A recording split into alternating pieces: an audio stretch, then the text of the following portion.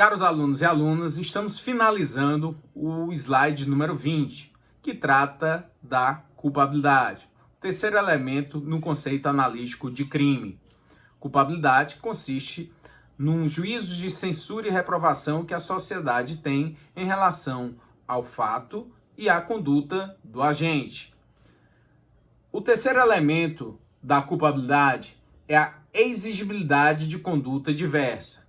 Havendo a exigibilidade de conduta diversa, poderá haver essa causa de exclusão da culpabilidade e o sujeito ser isento de pena, isento de ser responsabilizado. A culpabilidade em relação à exigibilidade de conduta diversa se subdivide em duas: a coação moral irresistível e a obediência hierárquica. Vamos a elas, que estão dispostas no artigo 22 do Código Penal. Apesar de terem as mesmas consequências e estarem no artigo 22 as duas causas, elas têm conceitos distintos. Olha o que diz o artigo 22, e ele coloca tudo junto. Se o fato é cometido sob coação irresistível ou em estrita obediência à ordem, não manifestamente legal, de superior hierárquico, só é punível o autor da coação ou da ordem. À primeira vista, fica um pouco confuso essa redação, mas nós podemos separar as duas conceituações. Vamos primeiro tratar sobre a coação irresistível. Primeira coisa, a coação irresistível, ela só pode ser amoral, porque a coação física é causa de exclusão da tipicidade. O que é a coação física? Eu fisicamente coloco uma arma na sua mão e faço com que haja o engatilhamento da arma, que o seu dedo acione o disparo e mate alguém. Eu vou responder por crime e você não. Por quê? Porque houve uma coação física irresistível. E aí você não será punido em detrimento de não ser um fato típico. Tirou a questão da sua conduta, excluiu a sua conduta. Mas vamos aqui ao texto legal para nós percebermos apenas a coação moral irresistível. Vamos aqui. Se o fato é cometido sob coação irresistível, só é punível o autor da coação. É isso que a gente tem que entender, trazendo só a questão da coação. Coação irresistível. O indivíduo é coagido a fazer algum ato. E esse ato é um ato criminoso. Você vai ter um coator, um coagido e uma vítima. Imaginemos a questão de uma agência bancária no interior, onde o gerente do banco está com a família toda como reféns, sob mira de armas. E o gerente é determinado a ele que ele vá até a agência assim que houver a abertura e traga todo o dinheiro da agência para os malfeitores, para os criminosos. Esse gerente, ao sair da sua residência com a família toda na mira de revólveres, ele tem alternativas. Ele pode não acreditar na palavra dos bandidos. Eu acho que esse pessoal não vai libertar a minha família, eles vão matar, inclusive a mim, e levar o dinheiro. Eu vou chamar a polícia. Então ele pode fazer isso. É uma alternativa plausível. Muita gente vai concordar com ele no que ele fez.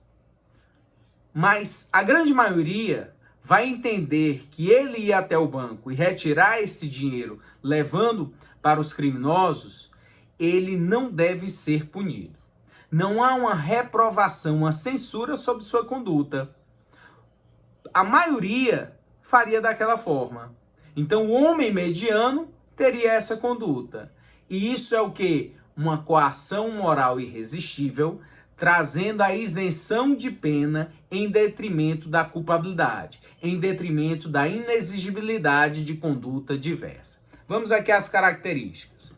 A irresistibilidade da coação deve ser medida pela gravidade do mal ameaçado.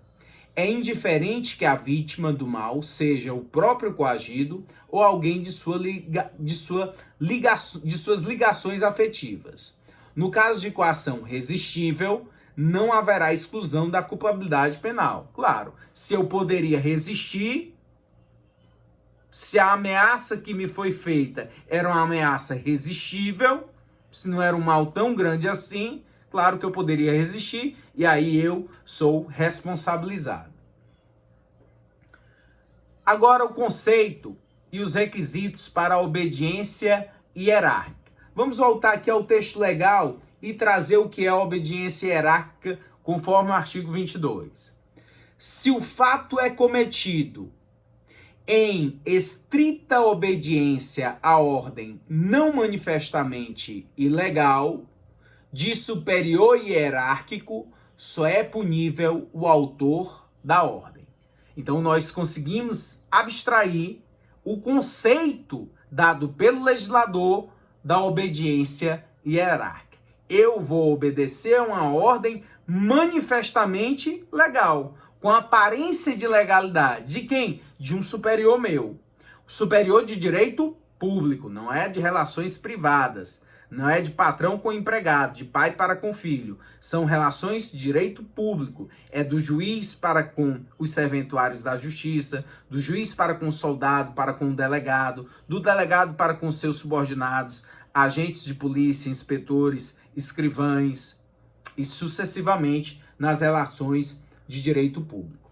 Obediência hierárquica, conceito doutrinário, é a obediência à ordem não manifestamente ilegal, de superior hierárquico, tornando viciada a vontade do subordinado e afastando a exigência de conduta diversa.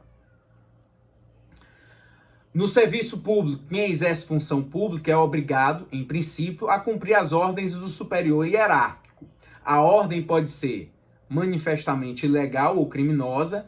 Quando a ordem é manifestamente ilegal, vá lá, soldado, e mate 3 pessoas que estão ali paradas. A ordem é manifestamente ilegal, respondo eu, respondo quem aceitou a ordem dada. Os dois respondem. Agora, quando a ordem tem uma aparência de legalidade, eu sou o coronel, levo minha tropa para uma reintegração de posse, dizendo para os soldados que tem uma reintegração de posse que eu tenho que tirar os poceiros daquelas terras. O soldado não vai me questionar, vai questionar o coronel para eu mostrar a ordem judicial. Eles vão obedecer a minha ordem. Vão presumir que a ordem é legal. Então, somente quem vai responder, sendo a ordem ilegal, é o superior hierárquico.